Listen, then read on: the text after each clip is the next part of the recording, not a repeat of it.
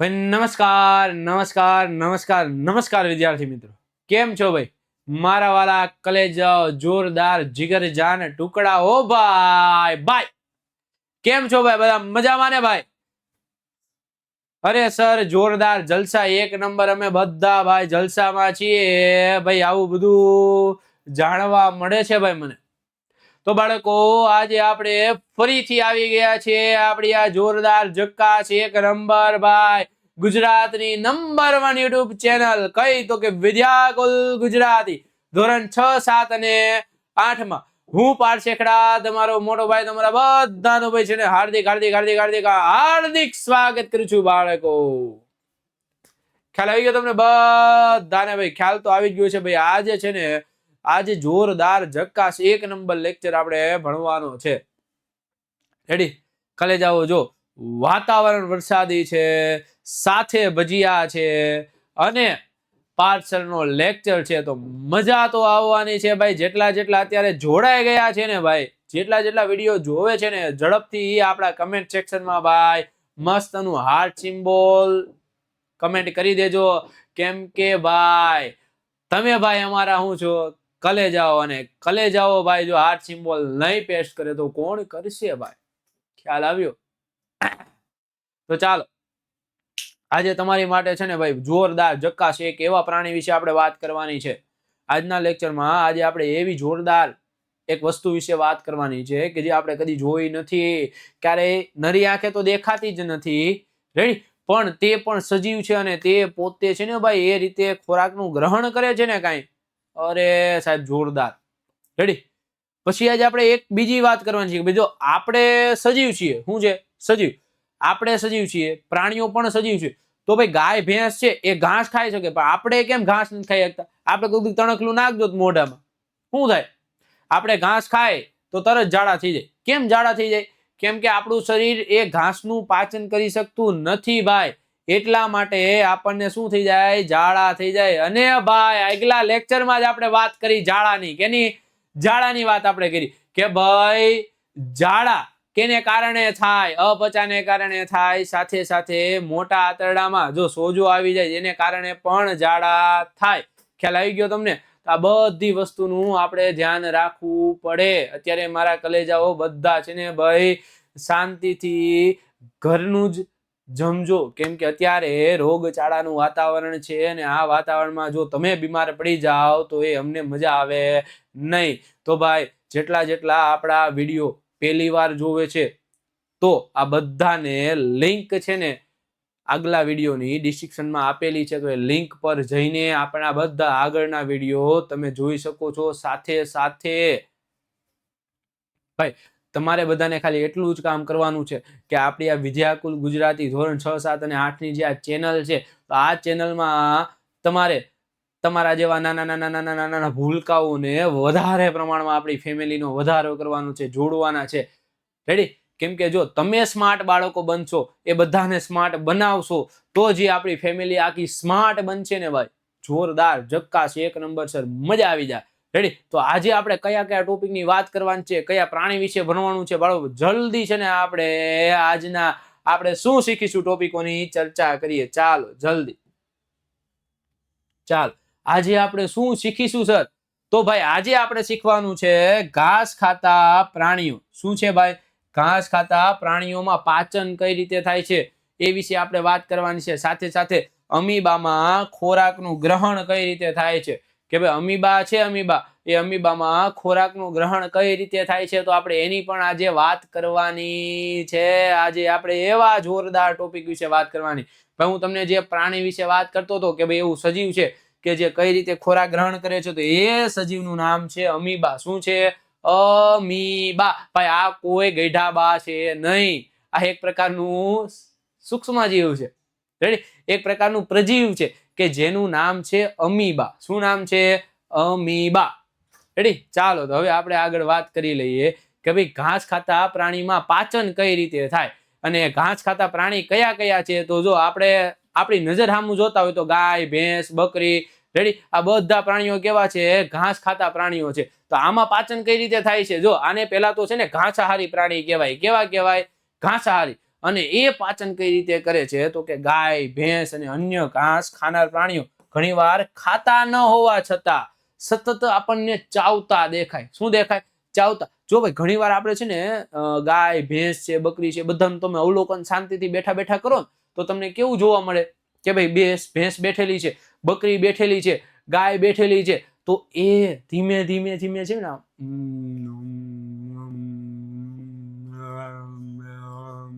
ચાવતી હોય ભાઈ.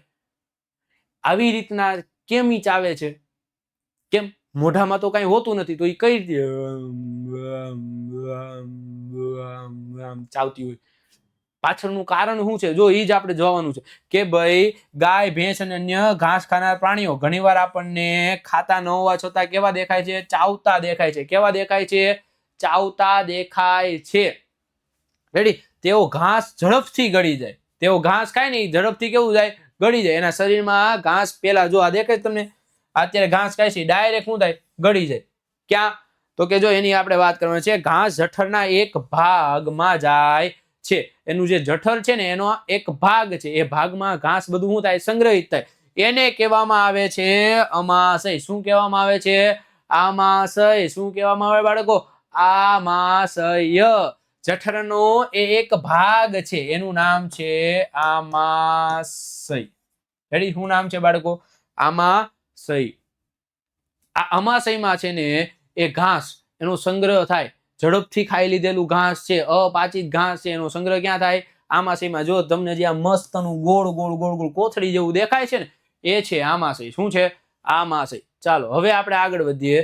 તો એ આમાશયમાં જે ઘાસ જાય છે, રેડી? અમાશયમાં રહેલો ખોરાક અર્ધપાચિત બને. કેવો બને?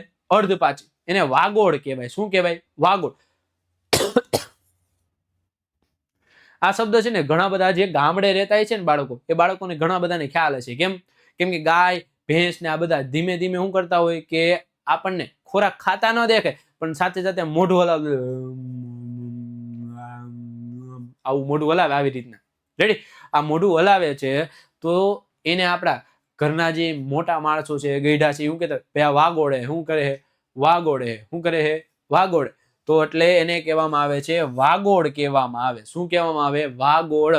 કે અમાશયમાં જે ખોરાક અર્ધપાચિત બને છે, અમાશયમાં જે ખોરાક કેવો બને છે? અર્ધપાચિત બને છે. એ અર્ધપાચિત ખોરાકને વાગોળ કહેવામાં આવે. શું કહેવામાં આવે? વાગોળ. ભાઈ ખ્યાલ આવી ગયો? અમાશયમાં જે ખોરાક કેવો રહેવામાં આવે?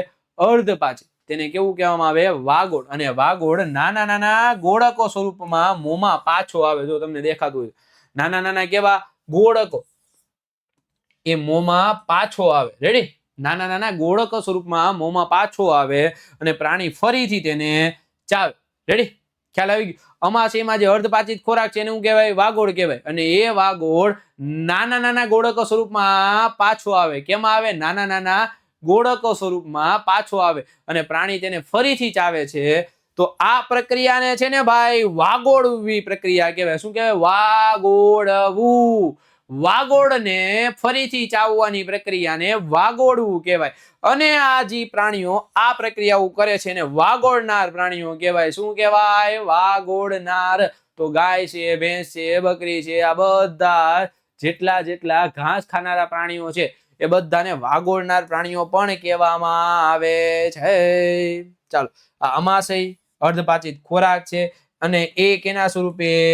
નાના નાના ગોલકો સ્વરૂપે પાછો મોંમાં આવે અને પ્રાણી તેને ફરીથી ચાવે. તો આ ચાવવાની પ્રક્રિયાને વાગોળવું કહેવાય. અને આ વાગોળવાની પ્રક્રિયા જે પ્રાણીઓ કરે એને વાગોળનાર પ્રાણીઓ કહેવાય. કેવા કહેવાય? વાગોળનાર પ્રાણીઓ. ચાલો તો હવે આપણે આગળ વધીએ બાળકો. રેડી? કે સેલ્યુલોઝનું પાચન કઈ રીતે થાય? કેનું? સેલ્યુલોઝનું પાચન. રેડી? કેમ? ઘાસમાં છે ને એક સેલ્યુલોઝ હોય. શું હોય? સેલ્યુલોઝ નામનો પદાર્થ. સેલ્યુલોઝ એટલે કાર્બોદિત પદાર્થ જ હોય પણ એ વધુ જટિલ હોય કે જે આપણા શરીરમાં પાચન થાય નહીં. એટલે કે ઘાસમાં આ સેલ્યુલોઝનો પદાર્થ છે. ઘાસ સેલ્યુલોઝથી ભરપૂર હોય. કેનાથી? સેલ્યુલોઝથી ભરપૂર. ગાય, હરણ જેવા વાગોળનાર પ્રાણીઓના આમાશયમાં રહેલા બેક્ટેરિયા સેલ્યુલોઝના પાચનમાં મદદ કરે. કેના? સેલ્યુલોઝના પાચનમાં મદદ. એના આમાશયમાં છે ને બેક્ટેરિયા રહેલા હોય. શું રહેલું હોય? બેક્ટેરિયા. અને એ બેક્ટેરિયા આ જે સેલ્યુલોઝ છે, શું છે?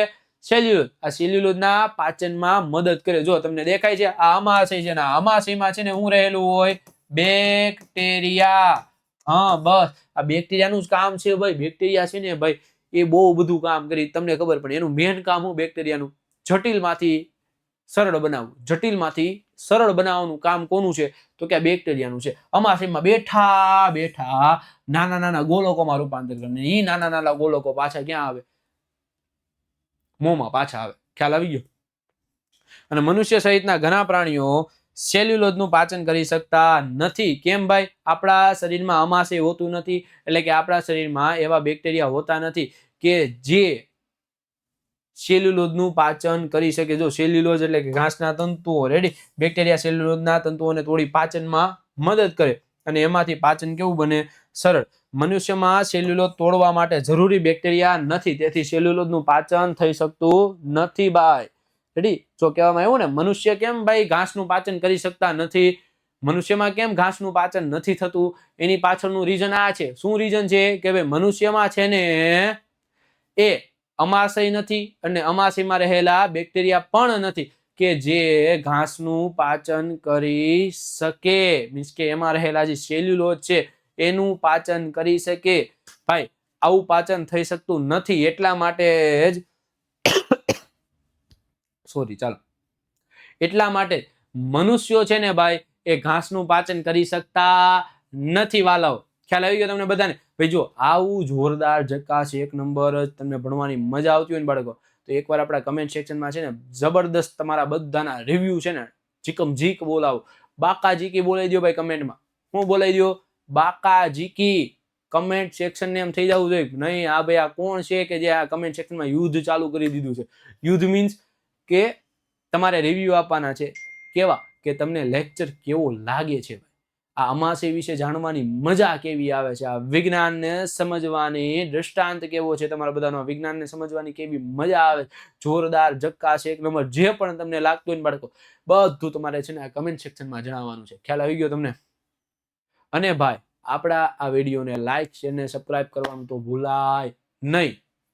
અને તમારા સગા વહાલાઓ, ભાઈબંધ બેનપણીઓ, જેટલા પણ નાના નાના ભૂલકાઓ છે બધાને ભાઈ આપણે આ વિદ્યાકુલ ધોરણ 6, 7, 8 ની ચેનલ વિશે પણ જાણ કરવાનું ભૂલાય નહીં. કેમ કે આપણે ભાઈ ગુજરાતનું નંબર 1 યુટ્યુબ પ્લેટફોર્મ છે વિદ્યાકુલ ગુજરાતી, કે જે તમારા બધાના માટે સ્પેશિયલ તમારી જ માટે ધોરણ 6, 7 અને 8 ના બાળકો માટે જ ભાઈ શું લાવ્યું છે તો કે ફ્રી વિડીયો લેક્ચર્સ લાવ્યા છીએ. ખ્યાલ આવે છે તમને? તો ચાલો હવે અહીંયા ધ્યાન આપી દો કે ભાઈ સેલ્યુલોઝનું પાચન ઘાસ સેલ્યુલોઝથી કેવું હોય? ભરપૂર હોય. ગાય, હરણ જેવા વાગોળનાર પ્રાણીઓ અમાશયમાં રહેલા બેક્ટેરિયાની મદદથી રેડી એ શું કરે? સેલ્યુલોઝનું પાચન કરે. અને મનુષ્યમાં આ થતું નથી. કેમ કે મનુષ્યમાં ભાઈ અમાશય નથી, સેલ્યુલોઝનું પાચન કરવા માટે બેક્ટેરિયા નથી, તેથી ભાઈ મનુષ્યના શરીરમાં ઘાસનું પાચન થતું નથી. એટલે તમે જેવું ઘાસ ખાવ એવું શું થઈ જાય? તમને ઝાડા થઈ જાય. ખ્યાલ આવી ગયો તમને બધાને? ચાલો તો હવે આપણે વાત કરી દઈએ કે ભાઈ અધાંત્ર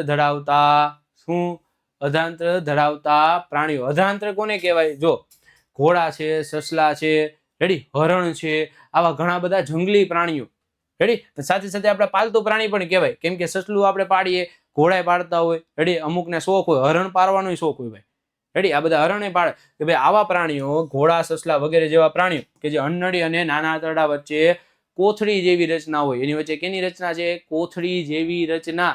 આ કોથળી જેવી રચના આવેલી છે તેને અધાંત્ર કહેવાય. રેડી? જો તમને દેખાય છે અહીંયા નાનું આંતરડું એનું આવેલું હોય, રેડી, અને મોટા બેની વચ્ચે કોથળી જેવી એક રચના હોય. આ કોથળી જેવી રચનાને શું કહેવાય? અધાંત્ર કહેવાય. શું કહેવાય? અધાંત્ર. રેડી? અહીં કેટલાક બેક્ટેરિયા ખોરાકમાંના સેલ્યુલોઝનું પાચન કરે. અહીંયા બેક્ટેરિયા હોય કે એ બેક્ટેરિયા કેનું? સેલ્યુલોઝનું પાચન કરશે. અને આવા બેક્ટેરિયા મનુષ્યમાં નથી હોતા. આવા બેક્ટેરિયા મનુષ્યમાં હોતા નથી. ખ્યાલ આવી ગયો બાળકો? જેટલા ને ભાઈ અધાંત્ર વિશે ખ્યાલ આવી ગયો હોય ને એક નંબર જોરદાર જકાસ, જલ્દીથી કમેન્ટ સેક્શનમાં જણાવી દઈએ સર મજા આવી ગઈ, જોરદાર. રેડી? અધાંતર તમારી માટે નવી વસ્તુ કે ભાઈ અન્નળી અને નાના આંતરડા વચ્ચે, જો અન્નળી અને નાના આંતરડા વચ્ચે એક કોથળી જેવી રચના છે એને શું કહેવાય? અધાંત્ર કહેવાય. રેડી? અને એમાં પણ શું આવેલા હોય? બેક્ટેરિયા. ને એ બેક્ટેરિયા કેનું? તો કે સેલ્યુલોઝ નું પાચન કરે છે. ઓકે બાળકો, ચાલો તો હવે આપણે અહીંયા ધ્યાન આપી દો થોડું કે ભાઈ સેલ્યુલોઝ નું પાચન મીન્સ કે જે ઘાસ ખાનારા પ્રાણીઓ છે એમાં પાચન કઈ રીતે થાય છે. આપણે એકવાર મસ્તનું છે ને જોરદાર જકાસ 1 નંબર રિવિઝન કરી લઈએ કે ભાઈ ઘાસ ખાનારા પ્રાણીઓમાં ઘાસ ખાનાર પ્રાણીઓમાં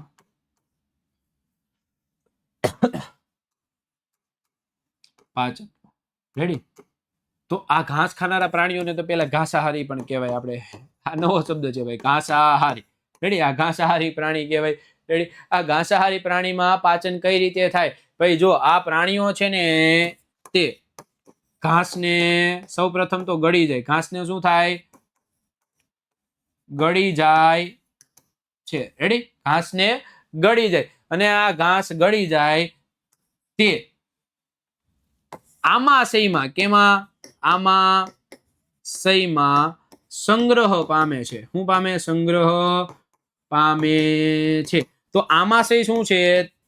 તે પ્રાણીઓના શરીરના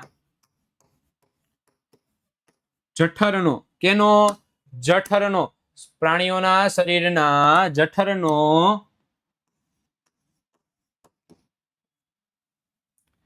એક ભાગ છે. જઠરનો એક ભાગ છે. રેડી? તે પ્રાણીના શરીરના જઠરનો એક ભાગ છે. કોણ? તો કે આમાશય. રેડી? અને આ આમાશયમાં રહેલા બેક્ટેરિયા તે ઘાસનું નાના નાના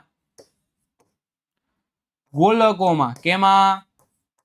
ગોલકોમાં રૂપાંતર કરે. નાના નાના ગોલકોમાં રૂપાંતર કરે. ખ્યાલ આવી ગયો? મેં તમને વાત કરી હતી કે ભાઈ એ ઘાસનું કેમાં? નાના નાના નાના નાના ગોલકોમાં રૂપાંતર થાય અને આ નાના નાના ગોલકોમાં જે રૂપાંતર થયું છે એ નાના નાના ગોલકોમાં રૂપાંતર થયા બાદ તે ફરીથી હું આ ઘાસ છે તે ફરીથી મોંમાં પાછું આવે છે. રેડી? આ નાના નાના ગોલકો એ અન્નળી મારફતે ફરીથી પાછા જાય છે અને તેને શું કહેવાય ભાઈ? વાગોળ કહેવાય. શું કહેવાય? વાગોળ કહેવાય છે. અને તેને ફરી ચાવવાની પ્રક્રિયાને શું કહેવાય? વાગોળવું કહેવાય. શું કહેવાય?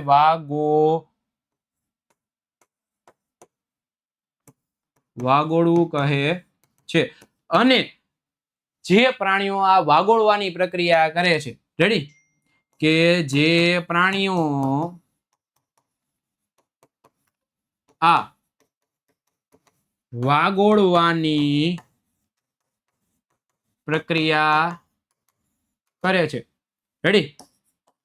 તેવા પ્રાણીઓને શું કહેવાય? વાગોળનાર પ્રાણીઓ કહેવાય છે. શું કહેવાય? વાગોળનાર પ્રાણીઓ કહેવાય છે ભાઈ. શું કહેવાય? વાગોળનાર પ્રાણીઓ કહેવાય છે.